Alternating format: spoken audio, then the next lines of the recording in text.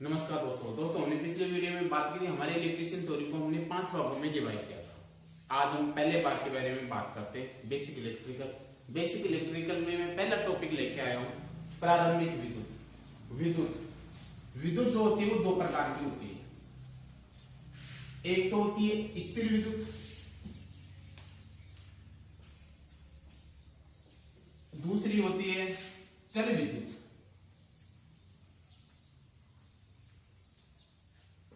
विद्युत एक प्रकार की ऊर्जा होती है, ये प्रकृति में पहले से ही नियत है। बस इसके बारे में कई वैज्ञानिकों ने आविष्कार किया है, इसके बारे में एक्सपेरिमेंट किया है। सबसे पहले जो एक्सपेरिमेंट किया था वो क्या था, थेल्स नामक वैज्ञानिक ने 600 ईस्वी पूर्व में।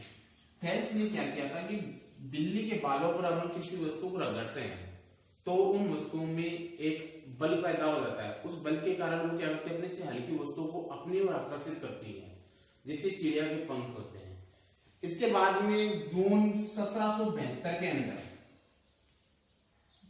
1752 के अंदर फ्रैंकलिन नामक वैज्ञानिक है, फ्रैंकलिन ने एक आविष्कार किया था। उन्होंने एक पतंग ली थी, उस पतंग के ऊपर एक धातु लगा दी और जो उसकी डोर थी वो डोर को गीला करके वो आसमान में उड़ा रहे थे, और जो डोर थी डोर के आगे चाबी से उनको उससे बांध दिया। जैसे ये पतंग है, उस पतंग के ऊपर यहाँ एक धातु लगा दी, उस धातु लगाने के बाद जैसे ये डोर है, डोर के ऊपर उन्होंने चाबी से इसे बांध दिया, चाबी बांध दिया इसके। बिजली, आसमान की जो बिजली है वो धातु के संपर्क में आई, संपर्क में आने से इसके अंदर कोई चार्ज था, वो चार्ज डोरी से होता हुआ चाबी के अंदर जा रहा है। तो फ्रैंकलिन ने इसे छूकर महसूस किया था कि इसके अंदर कुछ चार्ज है वो समाहित हो रहा है। तो इसके बाद में 1800 ईस्वी के अंदर एक वोल्टा नामक वैज्ञानिक आए, उन्होंने सेल का निर्माण किया। उन्होंने कार्बन और जिंक की छड़ लेकर के उन्हें रासायनिक अभिक्रियाओं के द्वारा एक सेल का निर्माण किया। इनके बाद में 1821 में माइकल फेराडे आए और फेराडे ने डायनेमो का निर्माण किया। और डायनेमो के बाद में 1878 के अंदर थॉमसन एडिसन ने बल्ब का आविष्कार किया। तो ऐसे करके नए नए खोज होते गए, और आज भी देखते हो कि जो हमारे इलेक्ट्रिकल है उसका फील्ड में इतना नए नए एक्सपेरिमेंट हो रहे। दुनिया में सबसे ज्यादा चलने वाले दो ही फील्ड है, एक तो इलेक्ट्रिकल होता है और एक कम्युनिकेशन होता है। कम्युनिकेशन का मतलब होता है संचार। तो हम स्थिर विद्युत के बारे में पढ़ रहे थे। जो प्रारंभ हमारी विद्युत और दो प्रकार की होती है, स्थिर विद्युत एक चल विद्युत होती है। स्थिर विद्युत होती है, स्थिर विद्युत को इंग्लिश में इलेक्ट्रो स्टैटिक भी कहते हैं, इंग्लिश में भी और हिंदी में दोनों में पढ़ा हुआ। तो इलेक्ट्रोस्टैटिक, इलेक्ट्रो का मतलब होता है आवेश और स्टैटिक का मतलब होता है स्थिर। यानी कि स्थिर विद्युत के अंदर जो आवेश होता है वो स्थिर रहता है।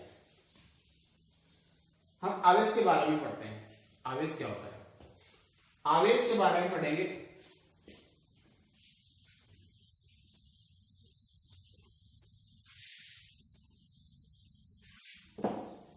आवेश के बारे में पढ़ने से पहले एक बार मैं आपको द्रव्यमान के बारे में समझाता हूं।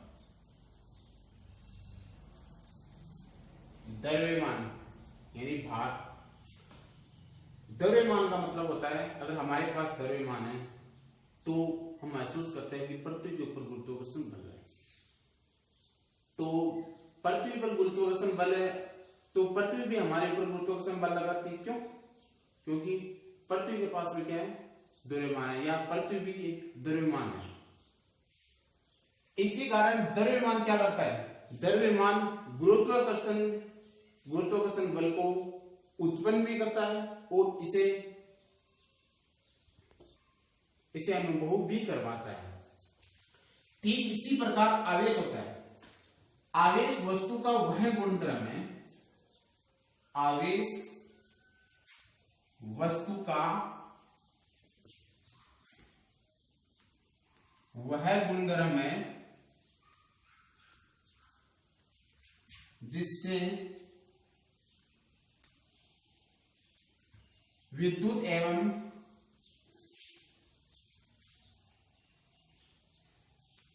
चुंबकीय क्षेत्र को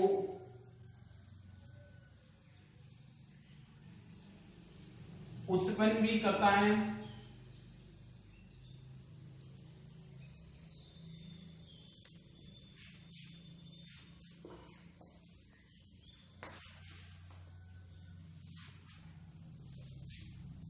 और इसका प्रभावों का अनुभव भी कराता है।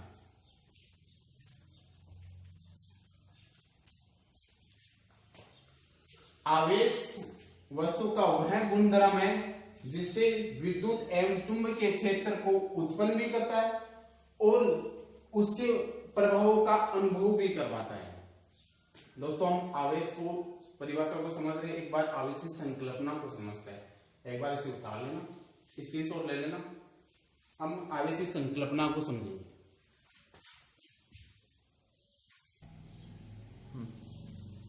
आवेश की संकल्पना को हम समझते हैं।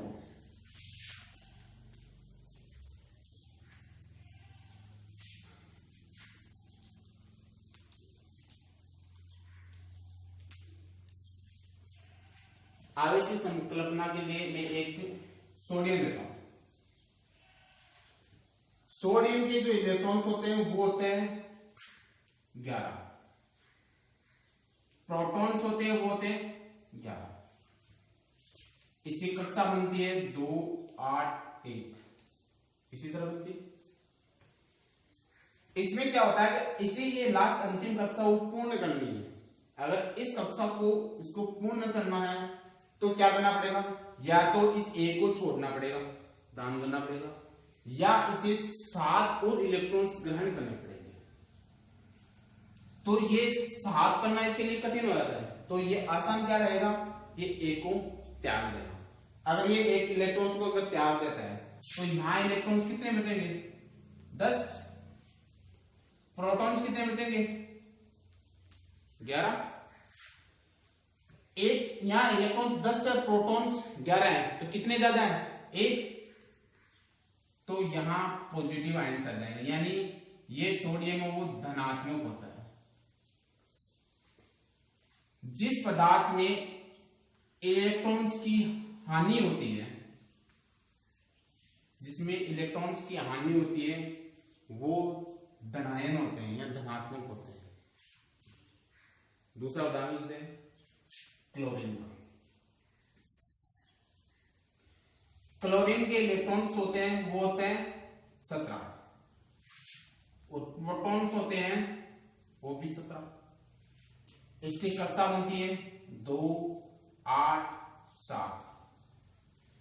इसे अपने अंतिम कक्षा को अगर पूर्ण करना है, अपने चक्कर को पूर्ण करना है, इस कक्षा को पूर्ण करने के लिए या तो इसे 1 ग्रहण करना पड़ेगा या इसे 7 दान करने पड़ेंगे। तो इसके लिए तो 1 ग्रहण करना ही अच्छा रहेगा। तो 1 ग्रहण करेगा तो यहां इलेक्ट्रॉन्स कितने हो जाएंगे, 18, और प्रोटॉन्स कितने हो जाएंगे, 17। तो प्रोटॉन्स एकम है, तो इसका मतलब इलेक्ट्रॉन ज्यादा है तो नेगेटिव चार्ज हो जाएगा।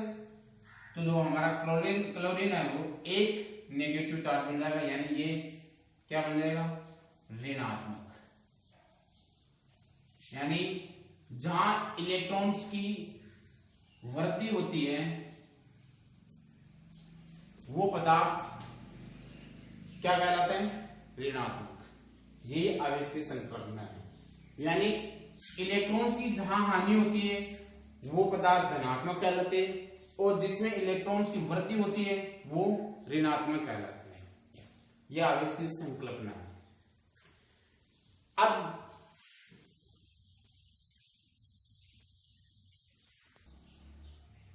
ऐसा क्या कारण है, आपसे क्वेश्चन पूछ रहा हूं, ऐसा क्या कारण है कि हम इलेक्ट्रॉन्स को ही तोड़ते हैं, यानी इलेक्ट्रॉन्स की कमी या वृद्धि से ही पता चलता है कि ये आवेशित है। प्रोटॉन से क्यों नहीं पता चलता? प्रोटॉन क्यों चक्कर नहीं लगाते?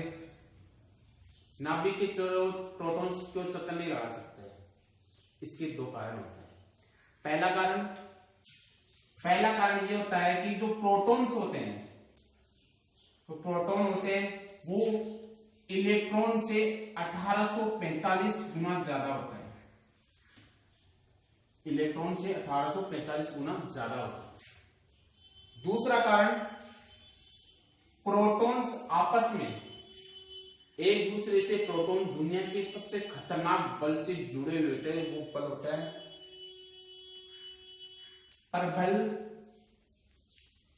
नाभिकीय बल। इस बल से प्रोटॉन्स आपस में जुड़े हुए होते हैं एक दूसरे से। ये कारण होता है कि हम इलेक्ट्रॉन से ही धनात्मक और ऋणात्मक की में आवेशित करते हैं, इससे नहीं कर सकते। अब हम एक बार इलेक्ट्रॉन्स के बारे में थोड़ा सा बताता हूं।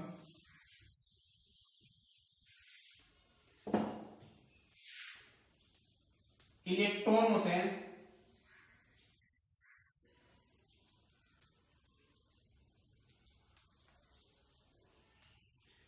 सबसे पहले इसके खोजकर्ता, इलेक्ट्रॉन्स के खोजकर्ता थे जे थॉमसन, और इसका जो आवेश होता है, इलेक्ट्रॉन्स का आवेश होता है, वो होता है 1.6 इंटू 10 की पावर 19 कूलम। और इसका भार होता है, जो इलेक्ट्रॉन्स का जो भार होता है वो होता है 9.1 इंटू 10 की पावर -31 kg। ये ऐसे क्वेश्चंस हैं जो हर एग्जाम में, ज्यादातर कई एग्जाम में पूछे जाते हैं। प्रोटॉन की खोज किसने की? प्रोटॉन की खोज दो जनों ने की, मतलब खोज तो की थी गोल्डस्टीन ने, और नाम दिया था रदरफोर्ड ने।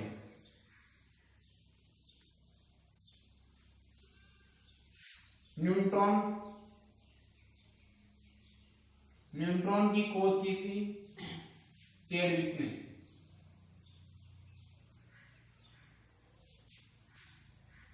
दोस्तों, इन सभी वैज्ञानिकों को याद करने में अगर किसी के कंफ्यूजन होता है, इन्हें याद नहीं कर पाता है, तो इसके लिए मैं एक ट्रिक लेके आया हूं। वो ट्रिक है ईंट पर नाचिंग। ई का मतलब इलेक्ट्रॉन, टी का मतलब थॉमसन, पै का मतलब प्रोटॉन, र का मतलब रदरफोर्ड, न का मतलब न्यूट्रॉन, चे का मतलब चैडविक। ये इसकी शॉर्ट ट्रिक है। कभी भी याद नहीं हो ऐसी चीजें तो याद हो जाएंगी इस चीज से। और ये इन तीनों के वैज्ञानिकों के नाम ज्यादातर है एग्जाम में कई बार पूछे जा चुके हैं क्वेश्चन, और कई बार पूछे जा सकते हैं। अब हम आगे इसके बारे में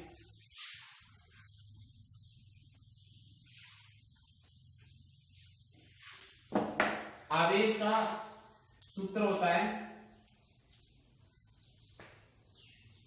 Q बराबर IT, और एक होता है Q बराबर NT। E का मतलब होता है आवेश, आपको मैंने पहले भी बता दिया ना, 1.6 इंटू 10 की 19 कूलम। N का मतलब होता है इलेक्ट्रॉनों की संख्या।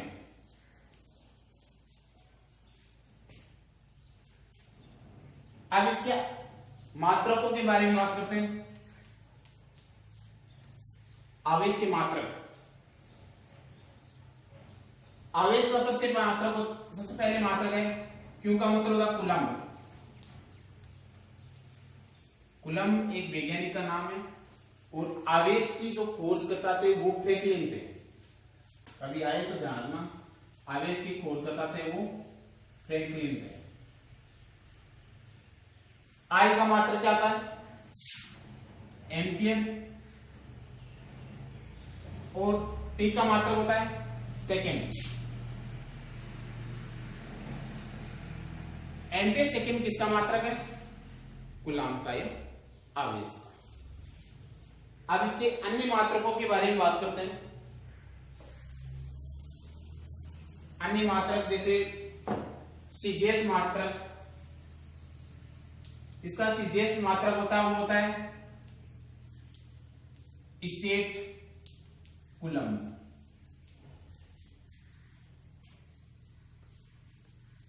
एक कूलम्ब बराबर, दोस्तों ये ऐसे क्वेश्चन है एग्जाम में पूछ चुके हैं।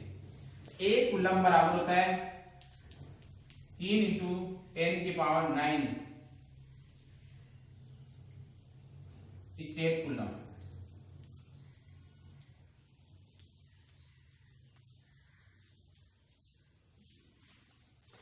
और भी हम मात्रकों की बात करें तो एक होता है ESU। ESU की फुल फॉर्म होती है इलेक्ट्रो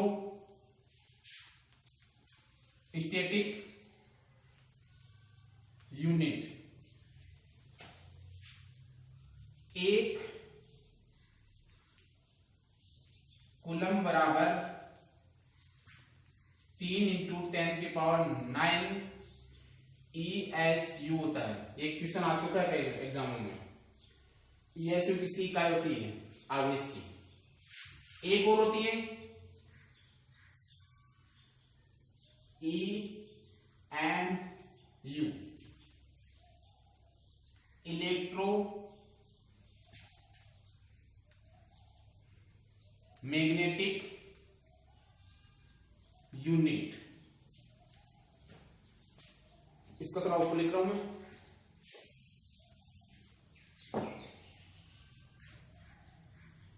एक कूलम्ब बराबर 1/10 EMU। ये सारे आवेश के मात्रक हैं। दोस्तों अब हम एक न्यूमेरिकल कर लेते हैं।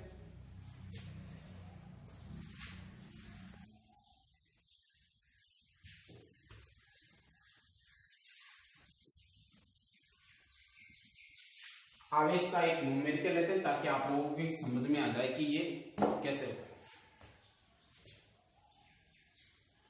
यदि किसी वस्तु पर 10 इलेक्ट्रॉन की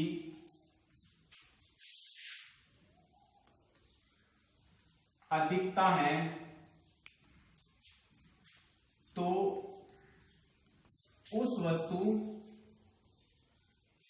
का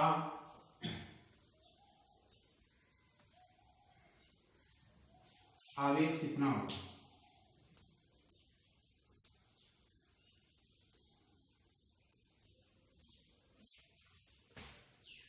आवेश निकालना है।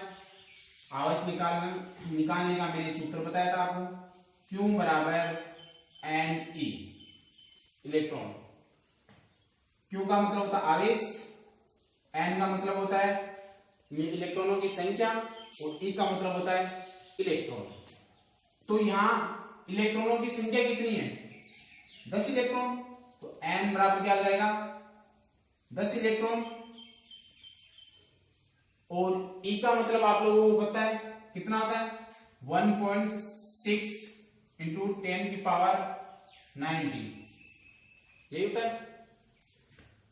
अब आगे इसे हल कर लेते हैं। हल करेंगे तो ये यहाँ पे 19 है, तो यहाँ 10 है, तो ये कम हो जाएगा। ये तो कितना हो जाएगा? 1.6 इंटू 10 की पावर 18 कूलम्ब। यही आंसर। अब हम आगे विद्युत के बारे में, विभव के बारे में, सभी इनके बारे में आगे टॉपिक में बात करेंगे। पहले नेक्स्ट वीडियो में बात करते हैं। Thank you. अगर आवेश के बारे में अगर कुछ समझ में नहीं आया हो तो हमें कमेंट्स बॉक्स में लिख के हमें बताएं, या कोई ऐसा क्वेश्चन हो तो आपको समझ में नहीं आ रहा है तो मैं नेक्स्ट वीडियो में आपको क्वेश्चन लेके आऊंगा और आपको अच्छी तरीके से समझाऊंगा। तो आपको जो भी प्रॉब्लम हो कमेंट्स बॉक्स में लिख दीजिए, मैं आपकी नेक्स्ट वीडियो में उसका सोल्यूशन करूंगा।